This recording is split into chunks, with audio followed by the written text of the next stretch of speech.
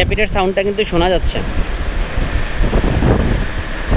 ওই যে ক্যাট করতেছে, শোনা যায়, বাতাসে শোনা যায় কি না এই ট্যাপিটের সাউন্ডটা নিয়ে এই প্রবলেমে আছি। দুইটা প্রবলেম ছিল এই বাইকে, মেজর প্রবলেম। একটা ছিল হ্যান্ডেল বাঁকা, এই বাম হাতে ব্যথা করতে অনেক, আর 2 নাম্বার ছিল ট্যাপিটের সাউন্ড। তো হ্যান্ডেল ওয়ারেন্টি ক্লেম করে চেঞ্জ করে দিছে, এখন আলহামদুলিল্লাহ ব্যথা করে না, হ্যান্ডেলের প্রবলেমের সমাধান হয়ে গেছে।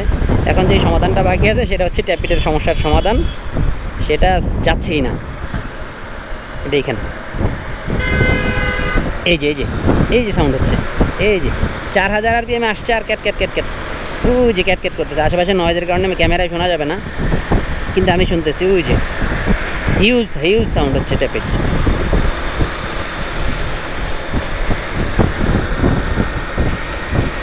ওই যে ঠিক আছে, এই ট্যাপিটের সাউন্ডটার কারণে বিরক্তি লাগতেছে, আদারওয়াইজ বাইক পাংখা ইনশাআল্লাহ আলহামদুলিল্লাহ।